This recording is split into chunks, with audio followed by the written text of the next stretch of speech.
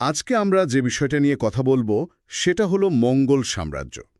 আমাদের হাতে থাকা তথ্যসূত্রগুলো ঘেঁটে আমরা দেখব কিভাবে মধ্য এশিয়ার স্টেপ অঞ্চলের কিছু যাযাবর গোষ্ঠী কিভাবে তারা একত্রিত হয়ে ইতিহাসের সবচেয়ে বড় স্থল সাম্রাজ্য গড়ে তুলেছিল।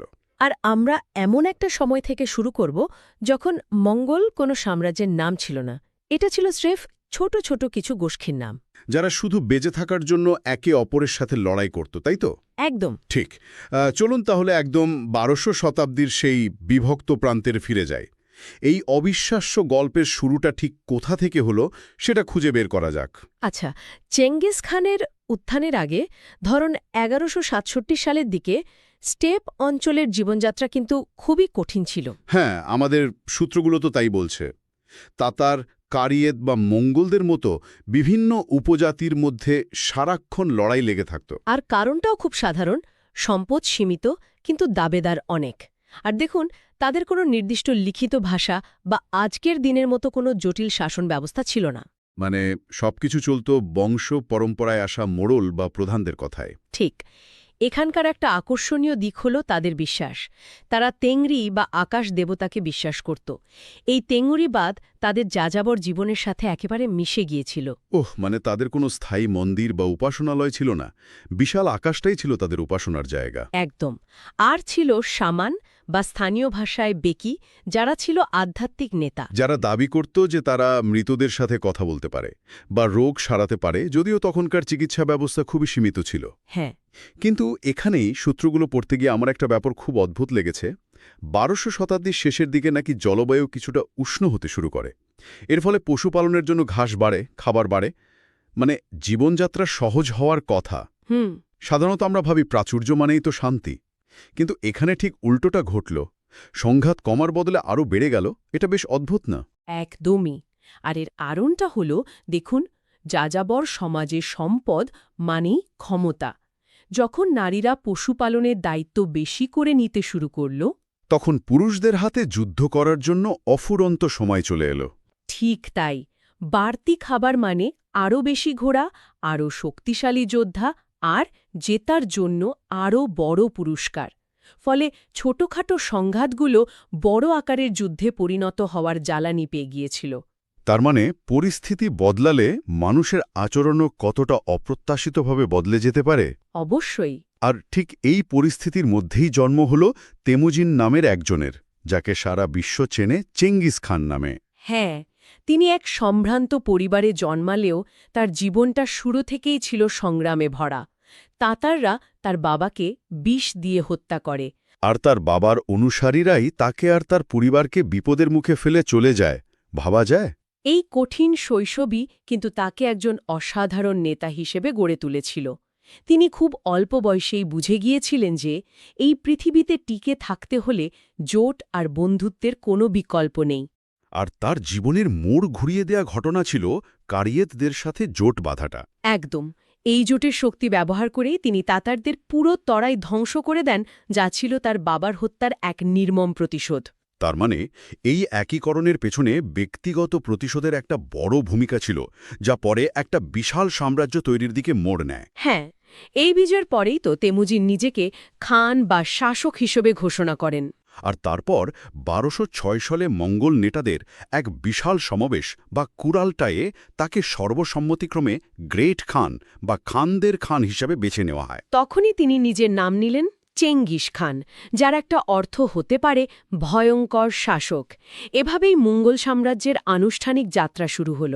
ক্ষমতা পাওয়ার পর চেঙ্গিস খানের সামনে দুটো পথ খোলা ছিল: যাযাবরদের নিয়ে শান্তিতে থাকা অথবা বিশ্বজয়ের পথে হাঁটা। আর তিনি দ্বিতীয়টাই বেছে নিলেন। তার প্রথম লক্ষ্য ছিল পাশের বিভক্ত চীন। তখনকার চীন কিন্তু আজকের মতো এক ছিল না, তাই না?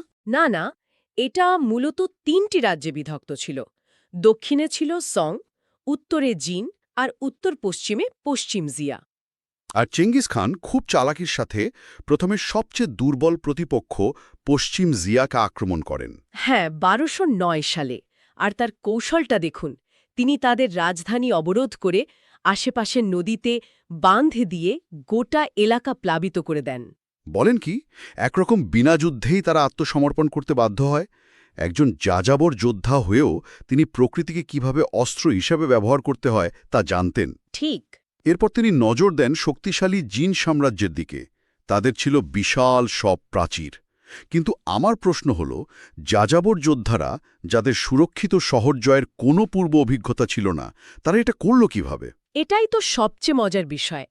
দেখুন, জিনদের প্রাচীর ভাঙার মতো প্রযুক্তি মঙ্গলদের ছিল না, কিন্তু তারা ছিল অসাধারণ অভিযোজনকারী। তারা কি করেছিল? তারা যুদ্ধবন্দী চীনা ইঞ্জিনিয়ারদের কাজে লাগিয়েছিল সিজ ইঞ্জিন বা দুর্গ ভাঙার যন্ত্র তৈরি করতে। এখানেই তাদের আসল শক্তি, নিজে যা জানে না তা অন্যের থেকে শিখে কাজে লাগানোর ক্ষমতা। অবিশ্বাস্য। মানে অন্যের প্রযুক্তি ব্যবহার করেই তাদের হারানো? হ্যাঁ, দীর্ঘ অবরোধের পর 1214 সালে জিন সম্রাট আত্মসমর্পণ করেন। কিন্তু যখন তিনি রাজধানী আরও দক্ষিণে সরিয়ে নেন, চেঙ্গিস খান এটাকে বিশ্বাসঘাতকতা হিসাবে দেখেন এবং পুনরায় আক্রমণ করে ঝাংডু, অর্থাৎ আজকের বেজিং শহর, হ্যাঁ, সেটা দখল করে একেবারে মাটির সাথে মিশিয়ে দেন। চীনের মতো একটা বিশাল সভ্যতা জয় করার পর তো মনে হতেই পারে যে কাজ শেষ, কিন্তু চেঙ্গিস খান তো সেখানেই থামেননি। পশ্চিমে খোয়ারিজম সাম্রাজ্যের দিকে মনোযোগ দেওয়াটা কি নিছকই উচ্চাকাঙ্ক্ষা ছিল? না, এর পিছনে একটা তাৎক্ষণিক কারণ ছিল। 1218 সালে চেঙ্গিস খান খোয়ারিজম সাম্রাজ্যে একটি বাণিজ্য কাফেলা পাঠান। আচ্ছা, কিন্তু সেই অঞ্চলের শাসক কাফেলার সবাইকে গুপ্তচর ভেবে হত্যা করে। এই অপমান চেঙ্গিস খানকে এতটাই ক্ষুব্ধ করে যে তিনি প্রতিশোধ নিতে বিশাল এক সেনাবাহিনী নিয়ে ঝাঁপিয়ে পড়েন। আর এর ফল ছিল ভয়ঙ্কর। খুবই ভয়ঙ্কর।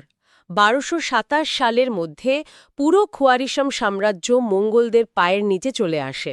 এই ঘটনাটা দেখায় যে মঙ্গল সাম্রাজ্যের বিস্তার শুধু পরিকল্পনা মাফিক হয়নি, অনেক ক্ষেত্রে শাসকের ব্যক্তিগত ক্রোধ বা অপমানের প্রতিশোধও বড় ভূমিকা রেখেছে।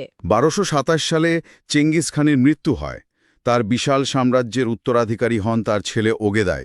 কিন্তু তাকে তো অভিজাতদের দ্বারা নির্বাচিত হতে হয়েছিল, তাই না? হ্যাঁ, আর এই নির্বাচন পদ্ধতিটাই ছিল সাম্রাজ্যের ভবিষ্যৎ বিভাজনের জন্য একটি টাইম বোমা। কারণ এটা কেন্দ্রীয় ক্ষমতাকে কিছুটা দুর্বল করে দিয়েছিল। একদম।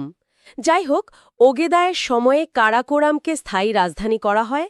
তিনি চীনে জিন রাজবংশের পতন ঘটান এবং তার ভাই বাতুকে ইউরোপ অভিযানে পাঠান। হ্যাঁ, 1241 সালের মধ্যে মঙ্গল বাহিনী হাম্মেরীয় পোল্যান্ড লুণ্ঠন করে ত্রাসের রাজত্ব কায়েম করে। কিন্তু ঠিক তখনই ওগাদায়ের আকস্মিক মৃত্যু হয় আর ইউরোপ অভিযান থেমে যায়।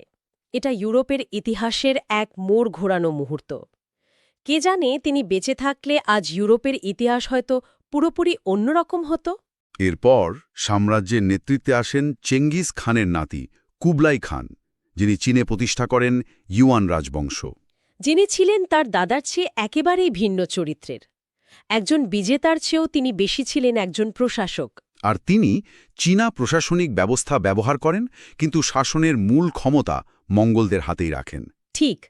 কুবলাই খানের শাসনকালের সবচেয়ে আকর্ষণীয় দিক হল তার ধর্মীয় সহনশীলতা আর প্রশাসনিক স্থিতিশীলতা, যাকে বলা হয় প্যাক্স মঙ্গলিকা বা মঙ্গল শান্তি। প্যাক্স মঙ্গলিকা এর মানে কি শুধু যুদ্ধবিরতি ছিল? না না, তার চেয়েও অনেক বেশি। এটা ছিল এশিয়া থেকে ইউরোপ পর্যন্ত এক বিশাল এলাকা জুড়ে নিরাপত্তা আর স্থিতিশীলতার যুগ, যা আজকের গ্লোবালাইজেশনের একটি আদিরূপ বলা যেতে পারে। তার মানে সিল্ক রোড আবার জেগে উঠেছিল? পুরোপুরি। একবার ভাবুন, ভেনিসের এক ব্যবসায়ী মার্কো পোলো মাসের পর মাস ভ্রমণ করে চীনে যাচ্ছেন, আর পুরোটা সময় তিনি নিরাপদ বোধ করছেন। এটা আজকের দিনেও একটা বিশাল ব্যাপার, আর তখন তো ছিল প্রায় অকল্পনীয়।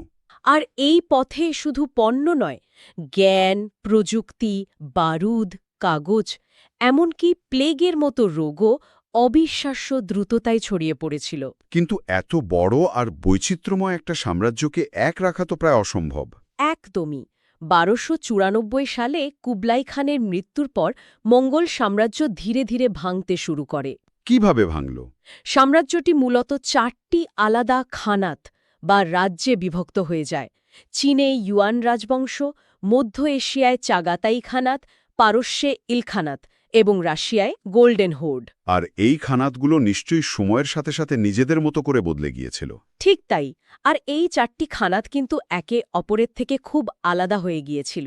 যেমন পারস্যের ইলখানাত খুব দ্রুত স্থানীয় পারস্য সংস্কৃতি আর ইসলাম ধর্ম গ্রহণ করে, একদম পার্সিয়ান শাসকদের মতোই হয়ে যায়। আর ইউয়ান রাজবংশ তো চীনের সংস্কৃতিতে প্রায় বিলীনই হয়ে গিয়েছিল। হ্যাঁ, এভাবে বিশাল মঙ্গল পরিচয়টা টিকে না থেকে বরং স্থানীয় পরিচয়ের সাথে মিশে গিয়েছিল। তাহলে সবশেষে বলা যায় আমাদের সূত্রগুলো যা বলছে, চেঙ্গিস খান ছিলেন ইতিহাসের অন্যতম শ্রেষ্ঠ বিজয়ী, আর তার নাতি কুবলাই খান ছিলেন একজন দক্ষ প্রশাসক। একজন তৈরি করেছিলেন ধ্বংসের মাধ্যমে, আরেকজন চেষ্টা করেছিলেন শাসন দিয়ে তাকে টিকিয়ে রাখতে। দুজনে মিলে এমন এক সাম্রাজ্য তৈরি করেছিলেন যার যুদ্ধের বিধ্বংসী শক্তি আর বিশ্বায়নের অবিশ্বাস্য সম্ভাবনা দুইয়েরই এক দারুণ উদাহরণ।